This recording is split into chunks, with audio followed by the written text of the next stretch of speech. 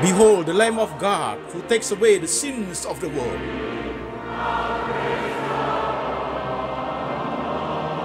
Jesus said, I am the way, the truth, and the life. No one comes to the Father but by me.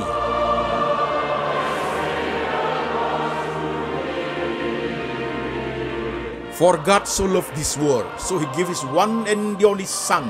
Whoever believes in him shall not perish, but have eternal life. Shalom jemaat sekalian, saya Pendeta Antoni Chang. Salam kepada jemaat yang ada di kota-kota di Indonesia dan jemaat yang ada di kota-kota di luar negeri. Hari ini kita online Sunday Service lewat Lembaga Antoni Chang Ministry Internasional. Tema kita hari ini adalah keselamatan pasti atau bisa hilang, part 2 bagian kedua. Firman Tuhan kita ambil dari satu bagian saja, yaitu kitab Roma pasal 8 ayat 18 sampai 39. Demikian firman Tuhan. Amin.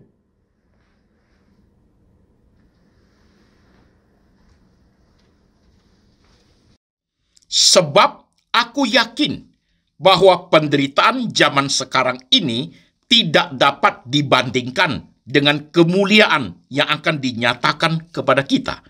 Sebab dengan sangat rindu seluruh makhluk menantikan saat anak-anak Allah dinyatakan. Karena seluruh makhluk telah ditaklukkan kepada kesia-siaan, bukan oleh kehendaknya sendiri, tetapi oleh kehendak Dia yang telah menaklukkannya. Tetapi dalam pengharapan, karena makhluk itu sendiri juga akan dimerdekakan dari perbudakan kebinasaan dan masuk ke dalam kemerdekaan kemuliaan anak-anak Allah. Sebab kita tahu bahwa sampai sekarang segala makhluk sama-sama mengeluh dan sama-sama merasa sakit bersalin. Dan bukan hanya mereka saja, tetapi kita yang telah menerima karunia sulung roh, kita yang juga mengeluh dalam hati kita sambil menantikan pengangkatan sebagai anak, yaitu pembebasan tubuh kita. Sebab kita diselamatkan dalam pengharapan, tetapi pengharapan yang dilihat bukan pengharapan lagi. Sebab bagaimana orang masih mengharapkan apa yang dilihatnya? Tetapi jika kita mengharapkan apa yang tidak kita lihat, kita menantikannya dengan tekun. Demikian juga roh membantu kita dalam kelemahan kita. Sebab kita tidak tahu bagaimana sebenarnya harus berdoa. Tetapi roh sendiri berdoa untuk kita kepada Allah dengan keluhan-keluhan yang tidak terucapkan. Dan Allah yang menyelidiki hati nurani mengetahui maksud roh itu, yaitu bahwa ia sesuai dengan kehendak Allah berdoa untuk orang-orang kudus.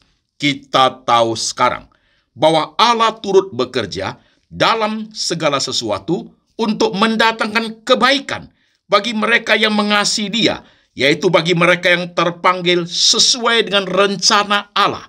Sebab semua orang yang dipilihnya dari semula, mereka juga ditentukannya dari semula untuk menjadi serupa dengan gambaran anaknya, supaya ia, anaknya itu, menjadi yang sulung di antara banyak saudara. Dan mereka yang ditentukannya dari semula, mereka itu juga dipanggilnya. Dan mereka yang dipanggilnya, mereka itu juga dibenarkannya. Dan mereka yang dibenarkannya, mereka itu juga dimuliakannya. Sebab itu, apakah yang akan kita katakan tentang semuanya itu? Jika Allah di pihak kita, siapakah yang akan melawan kita? Ia yang tidak menyayangkan anaknya sendiri, tetapi yang menyerahkannya bagi kita semua. Bagaimanakah mungkin ia tidak mengaruniakan segala sesuatu kepada kita bersama-sama dengan Dia? Siapakah yang akan menggugat orang-orang pilihan Allah? Allah yang membenarkan mereka. Siapakah yang akan menghukum mereka? Kristus Yesus yang telah mati, bahkan lebih lagi yang telah bangkit, yang juga duduk di sebelah kanan Allah, yang malah menjadi pembela bagi kita. Siapakah yang akan memisahkan kita dari kasih Kristus? Penindasan, atau kesesakan, atau penganiayaan, atau kelaparan, atau ketelanjangan, atau bahaya, atau pedang? Seperti ada tertulis, oleh karena engkau kami ada dalam bahaya maut sepanjang hari.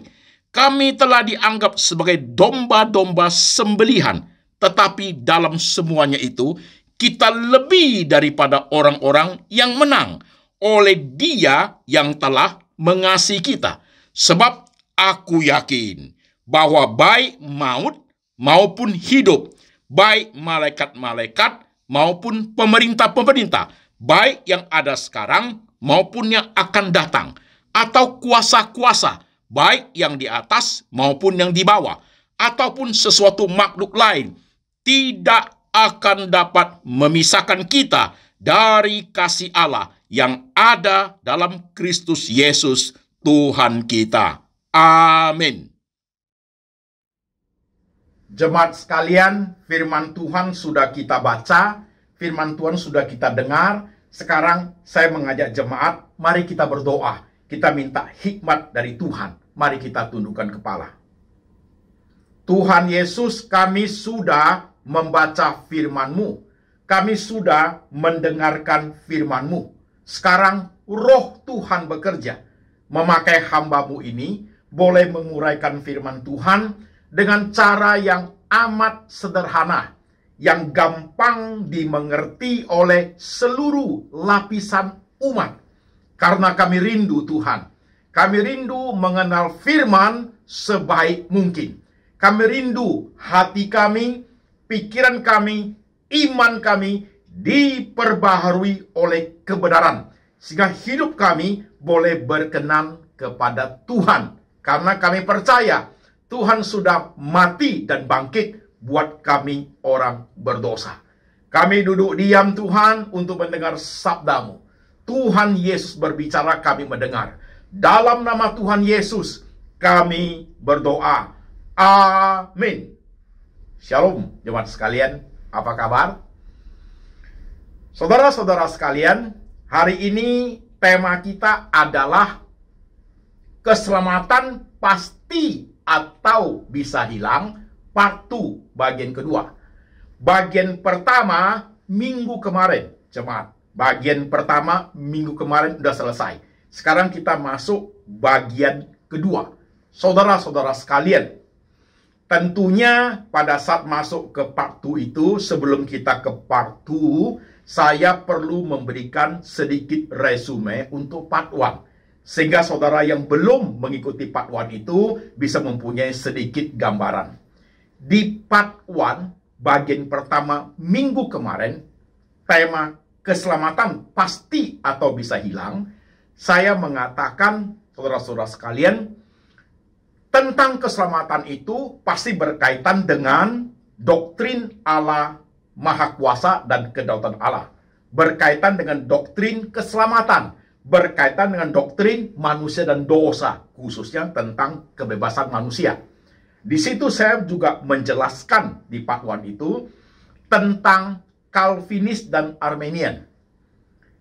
Dikatakan saudara sekalian, orang yang percaya sekali selamat tetap selamat itu disebut Calvinis. Kenapa? Karena yang mencetuskan itu adalah seorang teolog dari Prancis pada abad 15, namanya John Calvin. Kalau orang yang percaya keselamatan bisa hilang, namanya Arminian.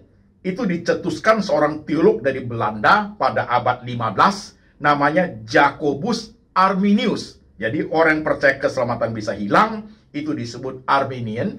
Orang yang percaya keselamatan sekali selamat tetap selamat, itu disebut Calvinis. Jadi dua istilah ini saudara mesti ingat ya, karena saya akan menggunakan dua istilah ini untuk khotbah ini seterusnya, saudara-saudara sekalian.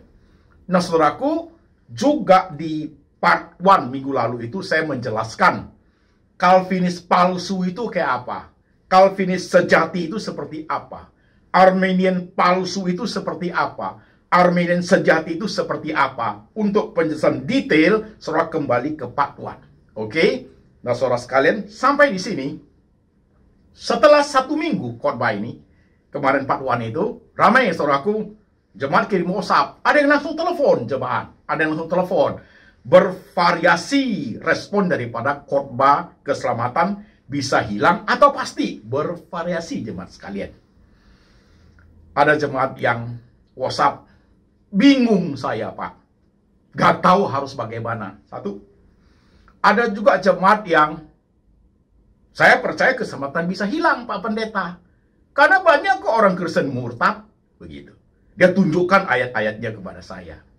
Ada juga orang ngirim WhatsApp mengatakan, saya pikir Calvinis better. Calvinis lebih baik, Pak Pendeta. Dia tunjukkan ayat-ayatnya ke saya juga. Ada juga yang tidak memberikan komentar, yang tidak merespon.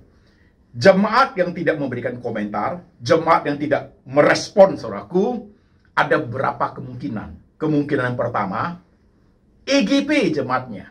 Emang gua pikirin, mau pasti, mau hilang, gak ada urusan, capek. Jemaatnya EGP.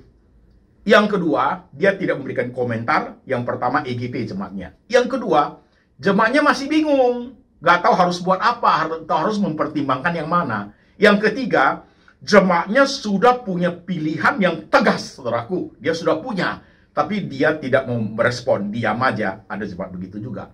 Yang keempat, ada jemaat yang masih berat, masih pikir-pikir.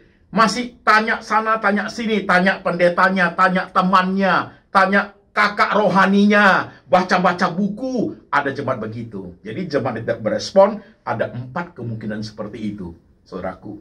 Oke? Satu step lanjut lagi. Gimana dengan jemaat yang sedang mendengar khotbah hari ini? Dan khotbah yang saudara dengar minggu lalu? Sudah ada keputusan? Calvinis atau Arminian? Percaya keselamatan pasti, sekali selamat tetap selamat, atau percaya keselamatan bisa hilang? Ada jemaat ngomong, Pak Pendeta, aku setengah-setengah. Aku setengah Calvinis, setengah Arminian. Nggak bisa, saudaraku. Dua hal itu tidak sama, itu bertentangan. A tidak sama dengan B. Saudara pilih Calvinis, tetap jalani, memahami secara Calvinis. Kalau saudara Arminian, harus pahami seperti itu. Nggak bisa setengah-setengah. Nggak bisa, teman sekalian. Karena ini masalah hilang dan pasti. Hilang dan pasti dua hal yang sudah tidak sama, saudara sekalian. Oke? Saudara pilih yang mana? Masih bingung atau udah ada kesimpulan? Silakan bergumul. Maka saya mengatakan, jemaat sekalian, khotbah keselamatan pasti atau bisa hilang. Saya hanya buat 2 seri saja. Saya tidak akan mengajak jemaat untuk berdebat teologi. Enggak. Calvinis ada loh 5 poinnya. Arminian ada loh 5 poinnya. Berdebat mereka. Saya tidak paparkan itu, saudara sekalian. Di part 2 ini justru saya akan pilih jalur kontemplasi. Jalur kontemplasi. Maka saudara akan menyimak. Saya memakai cara yang berbeda, saudaraku, untuk memahami tentang keselamatan pasti atau keselamatan bisa hilang, saudaraku. Oke? Saudara-saudara sekalian, perikop ayat-ayat yang kita baca yang minggu lalu tentu akan terintegrasi dengan perikop yang kita baca hari ini. Perikop hari ini di Roma pasal 8, ayat 18 sampai 39. Dia integrate nanti. Part 1 dan part 2 akan integrate. Khotbah minggu lalu dengan minggu ini, dia akan berintegrasi menjadi satu kesatuan. Dengarkanlah 2 khotbah ini, seri 2 khotbah ini dengan baik-baik berapa kali. Nanti saudara akan sudah mulai bisa merasa, iya Pak, saya pilih ini. Ini Pak, saya udah mantap pilih itu. Silakan saudaraku. Saya juga mengatakan di part 1 masih ingat, saudara Calvinis, selamat tetap selamat. Saudara Arminian, keselamatan bisa hilang. Tetap saudara seiman. Jangan bermusuhan. Jangan bermusuhan, saudaraku. Oke? Nah, sekarang kita masuk di part 2 hari ini. Part 2 ini, saudaraku, saya mengajak saudara untuk kontemplasi. Kontemplasi dengan cara bagaimana, Pak Pendeta? Kontemplasinya tentang keselamatan bisa hilang atau pasti. Kontemplasi tentang kasih dan pemeliharaan Tuhan lewat jalur itu, saudaraku. Ingat ya, lewat jalur kasih dan pemeliharaan Tuhan. Yang pertama, kasih dan pemeliharaan Tuhan itu kita pisahin dulu. Tentang kasih dulu, nanti baru kita bahas pemeliharaan Tuhan. Nanti dua kata itu kita gabung jadi satu. Step by step. Nah ini karena jalurnya kontemplasi, saudara sekalian, dikembalikan kepada setiap jemaat. Dengarin. Saudara sudah berapa tahun jadi orang Kristen? Ada yang 5 tahun, ada yang 5 bulan, ada yang 10 tahun, ada yang 6 tahun, ada yang baru 2 hari, ada yang sudah 25 tahun, ada yang 50 tahun, bahkan ada yang sudah 70 tahun. Pertanyaan saya, seperti apa engkau memahami kasih Tuhan? Oh, itu penting jemaat, itu penting. Seperti apa? Coba pelan-pelan masing-masing kontemplasi. Saya ambil beberapa contoh aja, saudaraku ya. Saya tidak akan ambil contoh semuanya, waktu yang terlalu panjang. Pak Pendeta, saya rasakan sekali Tuhan itu sayang saya loh Pak Pendeta. Sekalipun saya bukan orang hebat, sekalipun saya bukan orang kaya, saya orang biasa aja Pak Pendeta. Tapi saya rasa Tuhan itu sayang sama saya itu luar biasa loh Pak Pendeta. Lewat pengalaman hidup saya, lewat jalur hidup saya itu Pak Pendeta, saya rasa sekali kasih Tuhan itu melingkupi saya. Apalagi kalau waktu saya baca Alkitab Pak, tentang pengorbanan Tuhan itu, dia korban segala-galanya. Bahkan dia mati di atas kayu salib, Pak Pendeta. Kasihnya itu benar-benar full for me. Penuh untuk saya. Nah, jemaat sekalian, pelan-pelan setiap saudara yang sedang mendengarkan. Saudara merasakan kasih Tuhan buat saudara itu yang sudah sekian tahun percaya Tuhan Yesus itu seperti apa? Sekedar aja? Atau mendalam? Merasuk jiwa? Mempengaruhi seluruh totalitas hidupmu itu. Waktu memahami tentang kasih Tuhan yang luar biasa itu. Gimana cara saudara kontemplasi itu? Ini baru kasih ya. Di perikop yang kita baca tadi itu jemaat sekalian. Perikop itu juga berbicara tentang kasih. Siapa yang bisa memisahkan kita dari kasih Kristus? Penderitaankah? Penganiayaankah? Perangkah? Sakitkah? Kelaparankah? Kemiskinankah?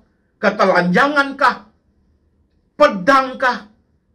Sama sekali tidak ada yang bisa memisahkan kita dari kasih Kristus. Bahkan dikatakan, ada teks yang nanti keluar. Roma pasal 8 ayat 38 sampai 39. 38 dulu, saudara dengerin. Nanti teksnya keluar. Sebab aku yakin bahwa baik maut maupun hidup, baik malaikat-malaikat, saudaraku, baik malaikat maupun pemerintah-pemerintah yang ada sekarang maupun yang akan datang. Maupun yang akan datang loh. Ataupun kuasa-kuasa yang ada di atas maupun di bawah. Ataupun makhluk yang lain. Tidak bisa memisahkan kasih Allah. Tidak bisa memisahkan kita dari kasih Allah di dalam Yesus Kristus Tuhan kita. Dua ayat ini keluar dari teksnya, saudara perhatikan. Gak bisa. Jadi kasih itu saudaraku sudah kuat sekali mengikat kita. Tidak ada yang bisa memisahkan kita dari kasih Tuhan. Nobody loh saudaraku. Itu ayat yang kita baca loh. Jadi hidup ini saudaraku, kasih Tuhan itu sudah Tuhan korbankan segala-galanya. You tidak akan bisa lari, tidak akan ada apapun yang bisa memisahkan kita dari kasih Tuhan. Nah saudaraku, ini kasih ya, oke? Sekarang kita masuk pemeliharaan Tuhan. Jemaat menyimak. Bicara mengenai pemeliharaan Tuhan, harus kita pahami. Semua makhluk dipelihara Tuhan. Orang bukan orang yang belum percaya atau orang yang tidak percaya Tuhan Yesus sebagai Tuhan dan Juru Selamat juga dipelihara Tuhan. Orang yang tidak percaya pun dipelihara Tuhan. Ini oksigen, makanan, bumi, alam semesta ini adalah bentuk pemeliharaan Tuhan terhadap umat manusia. Binatang, makhluk lain pun dipelihara Tuhan. Apalagi manusia. Oke, itu baru pengertian secara umum.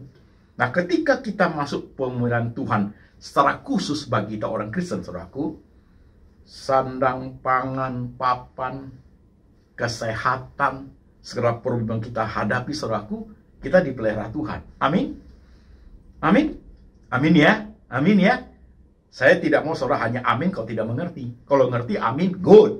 Oke? Kita sadari itu. Kita dipelihara Tuhan. Nah, sekarang itu pemeliharaan Tuhan secara umum untuk kita orang percaya.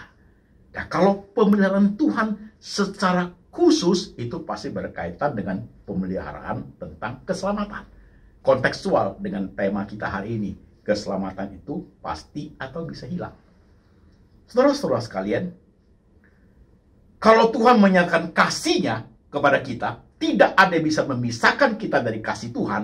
Nah, kalau sampai tidak bisa memisahkan, apa yang akan Tuhan lakukan supaya kita tidak terpisah? Pasti kasih itu akan dibarengi dengan pemeliharaan Tuhan. Udah pasti. Itu loh jemaat, cara kontemplasinya. Praktikal untuk memahaminya.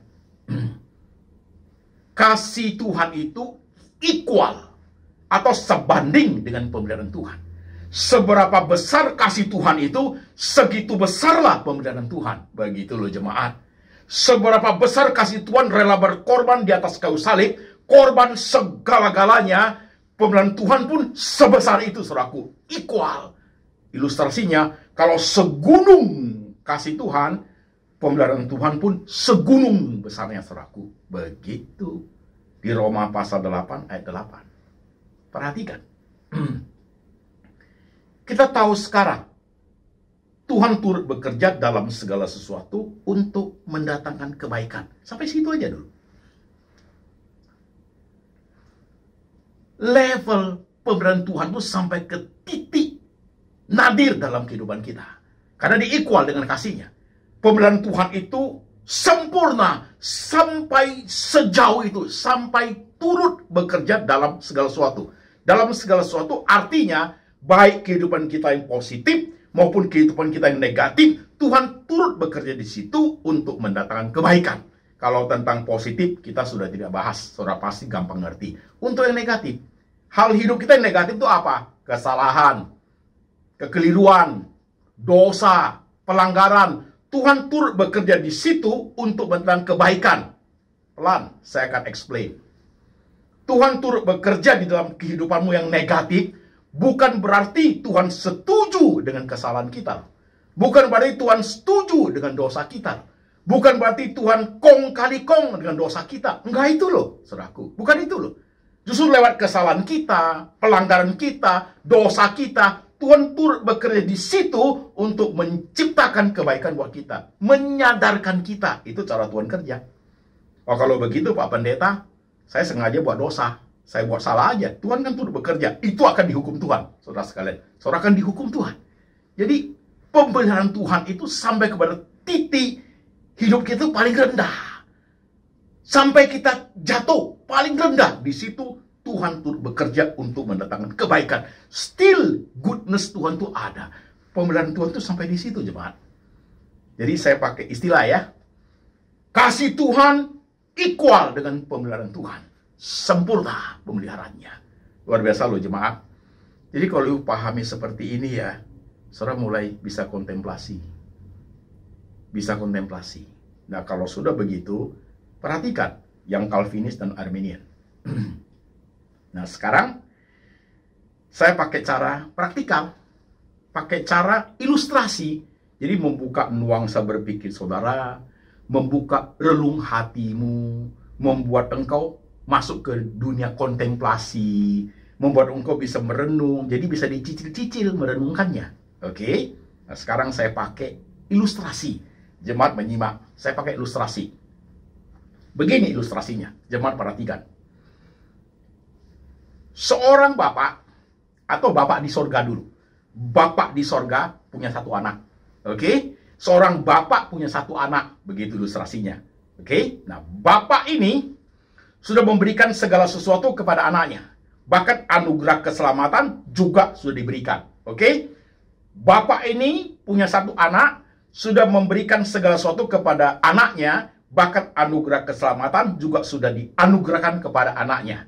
Nah, bapak ini akan ngomong kepada anaknya, ilustrasi A, ilustrasi B. Ilustrasi A, bapaknya ngomong begini. Aku sudah anugerahkan segala sesuatu kepadamu. Bahkan keselamatan juga sudah aku anugerahkan.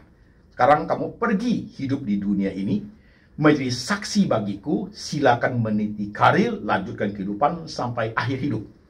Dan ingat, apapun yang terjadi kepada engkau, kesulitan apapun yang kamu hadapi, ingat, aku selalu backup engkau. Sekali-sekali aku tidak akan meninggalkan engkau. Apapun yang terjadi, aku selalu ada di depanmu, selalu ada di belakangmu. Aku menyertai engkau sampai kepada akhir zaman. Itu ilustrasi A yang Tuhan ngomong ilustrasi A. Oke? Sekarang ilustrasi B. Ilustrasi B juga sama kan? Udah dikasih semuanya, bahkan anugerah keselamatan juga udah dikasih. Ilustrasi B, Tuhan ngomongnya begini. Aku sudah menganugerahkan segala sesuatu kepadamu. Bahkan aku sudah memberikan keselamatan kepada engkau. Dan sekarang pergilah ke dunia jadi saksiku. Lanjutkan hidupmu. Tapi ingat. Anugerah keselamatan yang aku berikan kepadamu itu, kalau kamu tidak kerjakan keselamatanmu dengan hati yang takut dan gentar, aku akan menghapus namamu dari kitab kehidupan. Kasih dan penyertaanku kepadamu itu tidak totalitas. Tidak. Sebagian saya sudah anugerahkan keselamatan, sebagian adalah kebebasan tanggung jawabmu. Kebebasan tanggung jawab. Kalau you tidak benar, tidak tanggung jawab dengan baik, namamu saya hapus dari kitab kehidupan. Jadi ini saudaraku, menyimak kan? Ilustrasi A, ilustrasi B. Nah sekarang saya tanya kepada jemaat. Saudara mau Tuhan itu ngomong kepada saudara itu pakai ilustrasi A atau ilustrasi B? Saudara mau yang mana? Saya ulang ya, biar gampang ngertinya. Ilustrasi A, Tuhan ngomongnya kepada engkau begini. Semua sudah saya kasih ya. Anugerah keselamatan sudah saya kasih ya. Lanjutkan hidup. Tapi ingat, apapun yang terjadi, kamu ingat ya, aku tetap Tuhanmu. Kasihku itu tak terbatas. Jangan takut, aku menyertai engkau sampai akhir zaman. Sekali-sekali aku tidak akan meninggalkan engkau. Aku akan menyertai engkau selama-lamanya. Aku Allah yang Immanuel. Saudara mau Tuhan ngomong kepada saudara begini? Atau saudara mau Tuhan ngomong kepada saudara yang B? Saya sudah kasih kamu keselamatan ya. Semua sudah saya berikan ya. Pergi jadi saksi hidup. Dan ingat, kasih dan pemeliharaan Tuhan, pemeliharaanku yang kuberikan kepadamu itu tidak totalitas. Terbatas. Sebagian diberikan kepada tanggung jawabmu. Kebebasanmu yang menentukan. Kalau kamu tidak kerjakan keselamatanmu dengan hati yang takut dan gentar, keselamatanmu hilang. Aku akan menghapus namamu dari kitab kehidupan. Nah, jemaat menyimak. Saudara mau Tuhan ngomong kepada saudara itu pakai kalimat ilustrasi A atau pakai kalimat ilustrasi B? Coba mikir. Korbannya harus mikir, saudaraku. Kontemplasi. Maunya gimana? Atau saya balik, jemaat. Perhatikan. Atau saya balik. Baliknya begini. Baliknya ke kita semua. Ini papa ini. Saudara papa ya. Mama juga boleh. Saudara papa atau mama. Saudara punya anak satu. Oke? Saudara kasih dia segala sesuatu.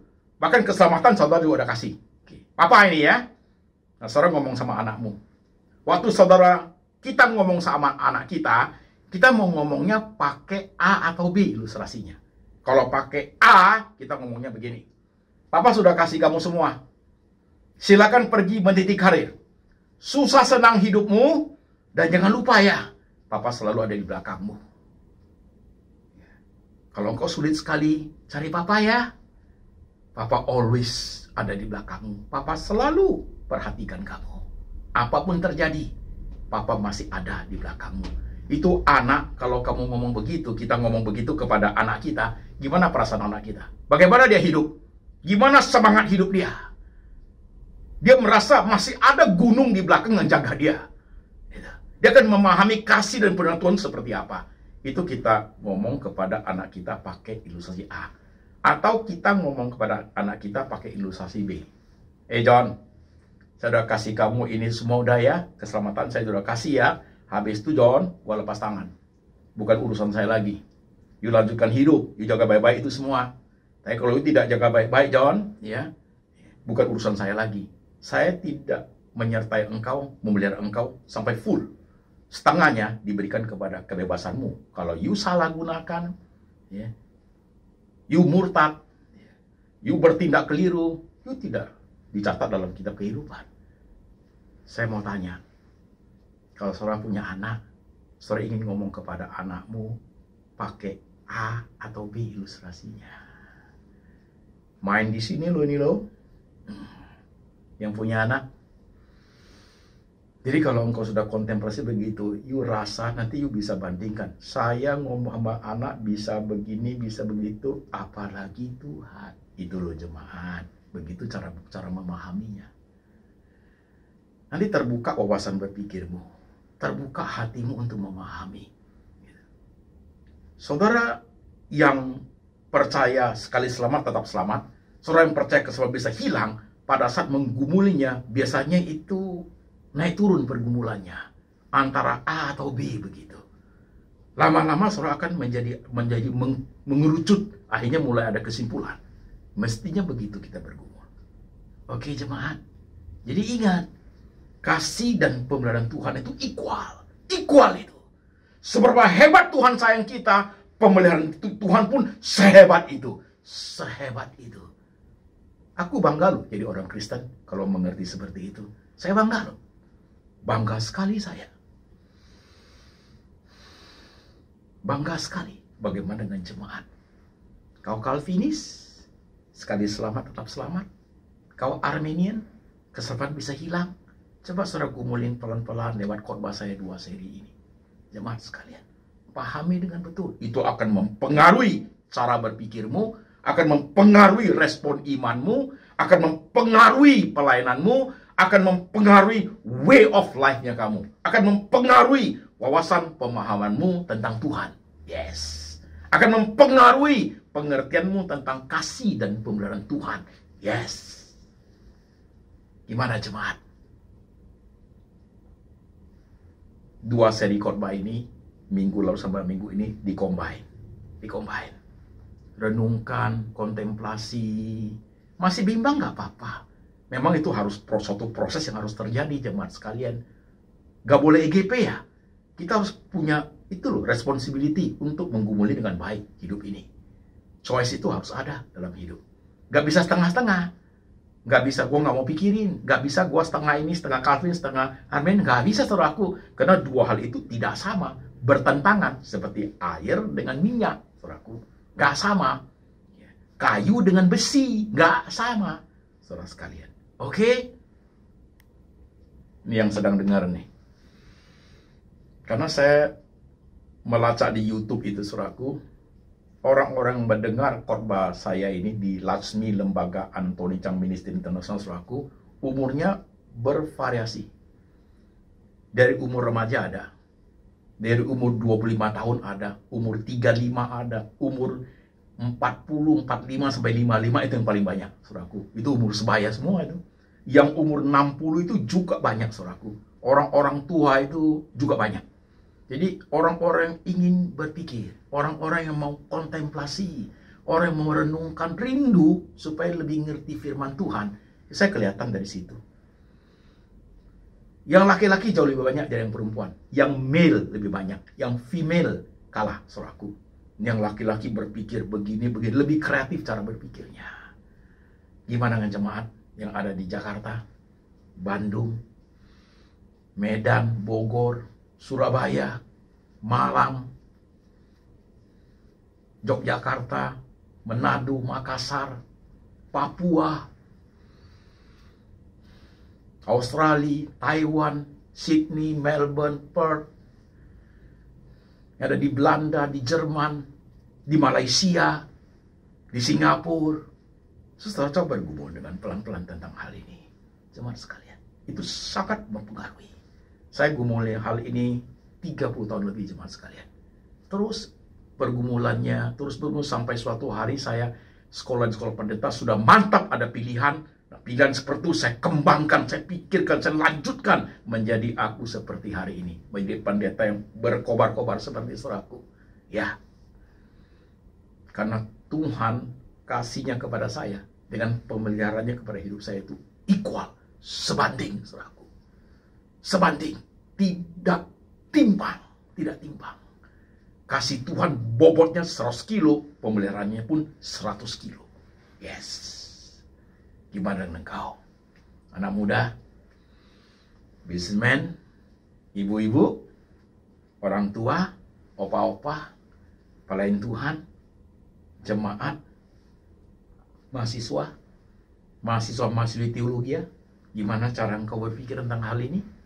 Kau Calvinis atau Armenian? Atau engkau Calvinis palsu? Atau engkau Armenian sejati? Kau sendiri yang menyimak. Lakukanlah kontemplasi tentang tema keselamatan bisa hilang atau pasti. Saya berharap ini menjadi satu solusi untuk saudara untuk bisa memahami dengan baik firman Tuhan itu.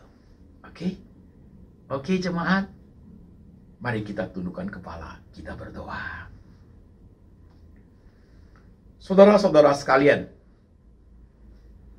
bawa firman ini pulang, dengarkan beberapa kali, gabungkan dengan part 1 yang minggu lalu, didengar berulang-ulang, dan doa dalam hatimu minta hikmat dari Tuhan, supaya kamu bisa menemukan sesuatu yang kuat dalam rohanimu, memahami cara kerja Tuhan dalam hidupmu, memahami kedaulatan, kemahakuasaan Tuhan, memahami kebebasanmu, dan memahami kasih dan pemeliharaan Tuhan kepada engkau orang-orang percaya. Lihat dirimu masing-masing. Kau warga negara sorgawi bukan? Tuhan sudah mati untuk engkau. Tidak ada satu orang pun bisa menarik engkau dari kasih Tuhan. Tidak ada. Tidak ada kuasa, tidak ada pemerintahan, baik hidup maupun mati. Tidak ada satu kuasa pun bisa memisahkan engkau dan saya dari kasih Tuhan. Nobody. Pemeliharaan Tuhan itu sempurna. Tuhan lihat hatimu lu sekarang. Tuhan lihat hidupmu lu sekarang. Tuhan perhatikan engkau loh. Tuhan jaga engkau loh. Seperti Tuhan menjaga umat Israel dari perjanjian lama, dari zaman-zaman dulu sampai hari ini. Pemeliharaan Tuhan itu sempurna. Zaman dulu Tuhan pakai tiang awan, tiang api. Zaman perjanjian baru Tuhan sendiri datang menjadi manusia untuk menjaga, memelihara, bahkan menyelamatkan setiap orang berdosa. Dan zaman sekarang Tuhan Roh Kudus ada di hati kita, memelihara kita, mengingatkan kita akan kitab suci. Dan Tuhan Roh Kudus berdoa untuk kita dengan keluh kesah yang tak terkatakan karena kita tidak pintar berdoa. Supaya kita dipelihara. Kita orang-orang kudus dipelihara Tuhan sampai selama-lamanya. Sampai kepada akhir zaman. Tuhan Yesus, terima kasih untuk segala kasih dan pengorbanan-Mu. Terima kasih untuk penyertaan dan pemeliharaanmu yang sempurna buat orang-orang yang sudah ditebus oleh Engkau, orang-orang seperti kami ya Tuhan. Thank you so much. Letakkan tanganmu di pikiran jemaat. Letakkan tanganmu di hati jemaat. Materaikan firman hari ini ya Tuhan. Biar mereka hidup, kami hidup, teguh beriman di hadapan Engkau. Menyala-nyala roh kami untuk melayani Engkau. Sampai suatu hari Engkau panggil kami pulang ke rumah Bapa. Terima kasih Tuhan. Dan biarlah berkat ini turun atas jemaat. Kasih daripada Allah Bapa turun atas jemaat. Yesus Kristus adalah gembala yang baik, pemelihara jiwa kami. Dan Tuhan Roh Kudus mengingatkan kami akan kebenaran. Hidup seturut dengan firman. Pemeliharaan Tuhan sempurna sampai selama-lamanya. Sampai suatu hari Tuhan datang kembali menjemput setiap kami orang percaya. Dalam nama Tuhan Yesus. Amin.